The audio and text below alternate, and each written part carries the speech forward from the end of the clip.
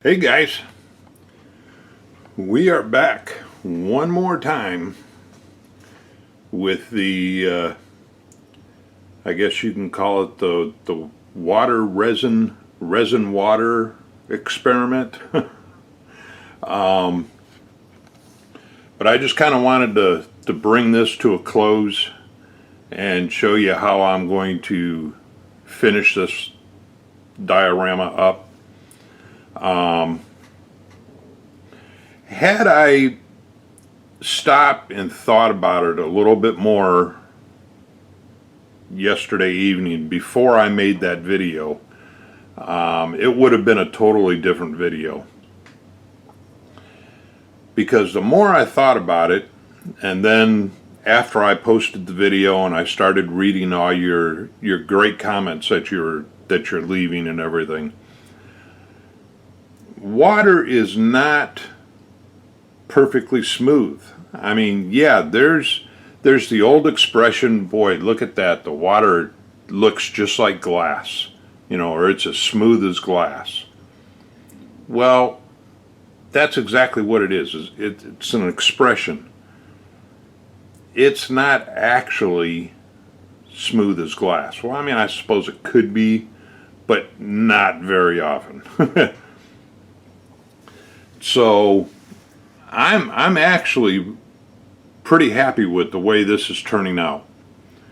Now what I've done is, as you can see, I've taken all the sides off. I guess you can call them the dam pieces or whatever.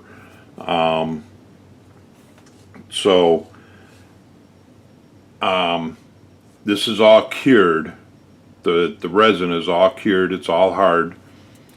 And what I did to get some more ripples in the water is, I know Woodland Scenics has got a product called Water Effects, I believe it is. But this, the Mod Podge Super Gloss, this is basically the same stuff, and it's a whole lot cheaper.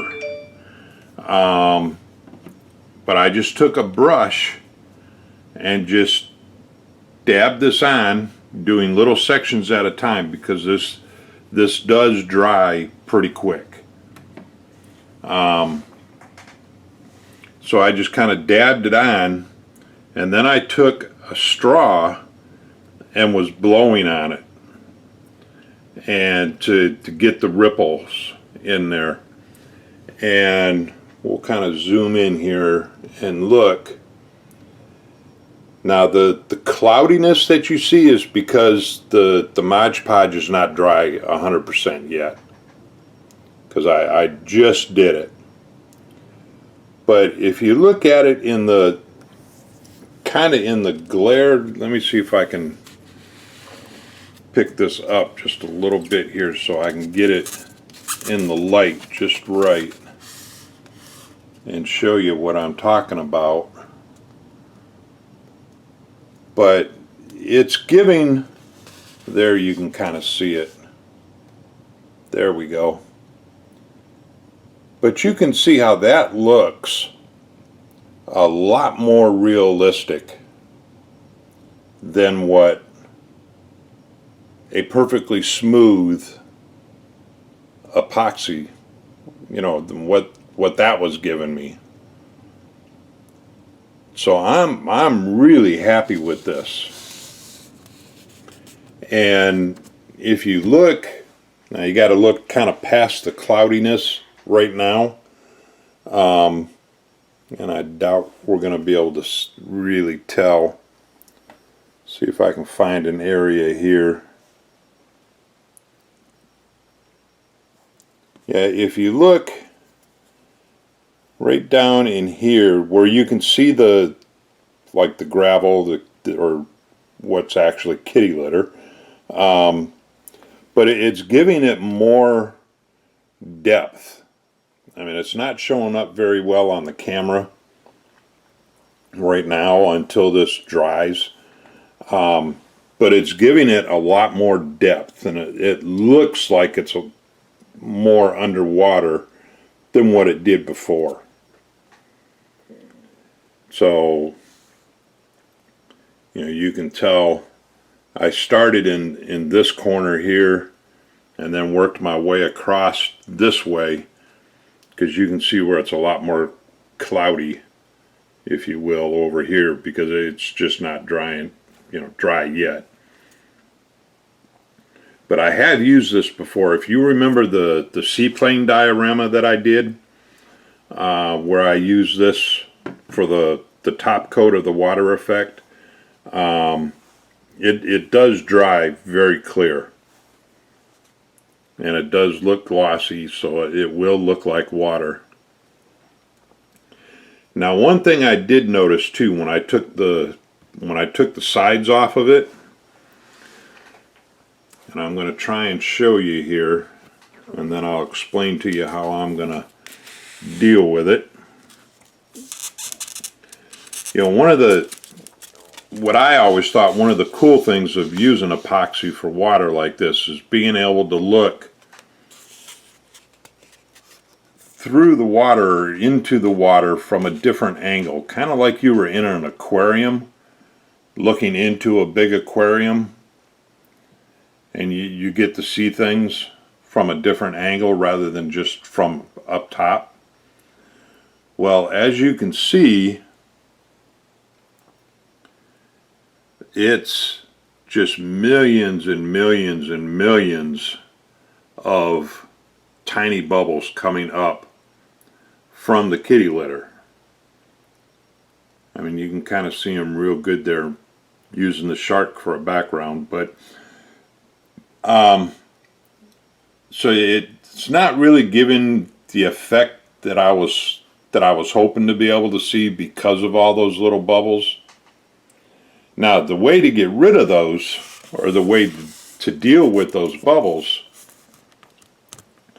would be, had I thought in advance, I could have put a small, very, very thin layer of resin over just the kitty litter to seal all that in, and then poured, after that had set, then poured the rest of the resin in. Then you never would have saw all those little bubbles. But since you can't really see the way the way I was hoping, I'm just going to take I've got some thin 1/8 inch birch plywood, and I'm just going to build a frame to go around the whole edge here and just cover this up. And I was planning on having to do one anyways, and just coming up to where it's painted black here, because I knew the foam board was going to get messed up when I took the frame off that kept the resin in. And you can see where I kind of lost a little bit of a corner here, and I was expecting that. That's not a big deal.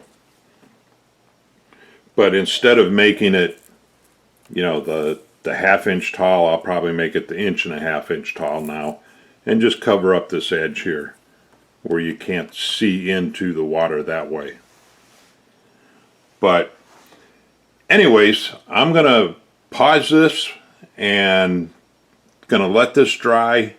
I'm gonna build the frame to go around it, and then I'll come back and we'll finish it up. Be right back, guys.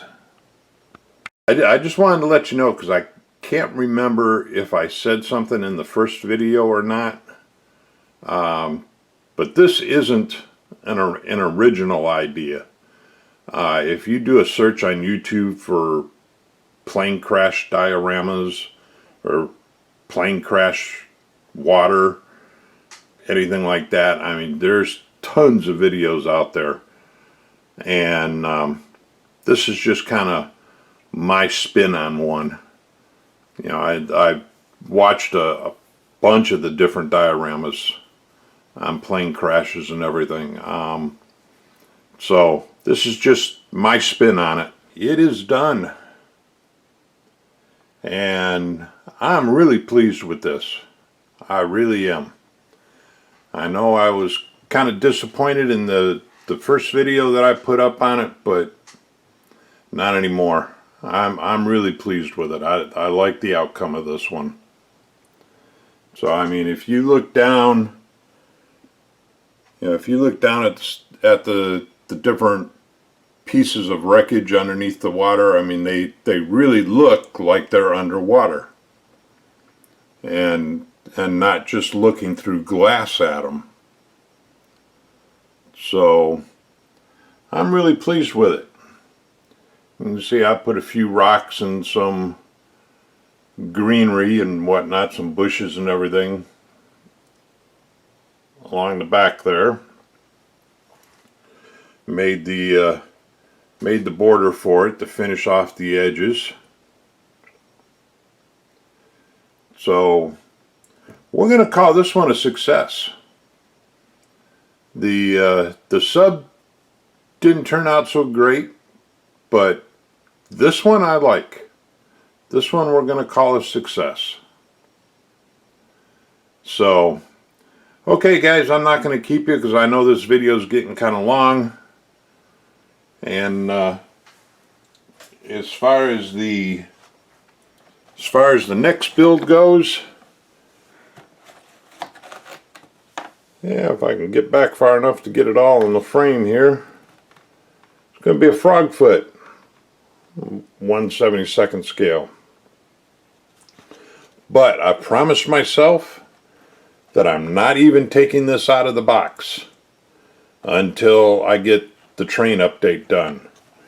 So that's while this video is uploading today, I'm going to be working on the Mountain Range Railroad, and hopefully I'll get that far enough along to where I can get the update done on that one and get that posted. Yeah, if everything goes well, maybe later today, later tonight. If not, it should be up tomorrow for sure. So, okay guys, thanks again. Thanks to all my subscribers, and thanks for all the great comments and everything. I really appreciate it. All you guys were very encouraging, and I really appreciate that. So thanks a lot, and we'll see you on the next update. Bye.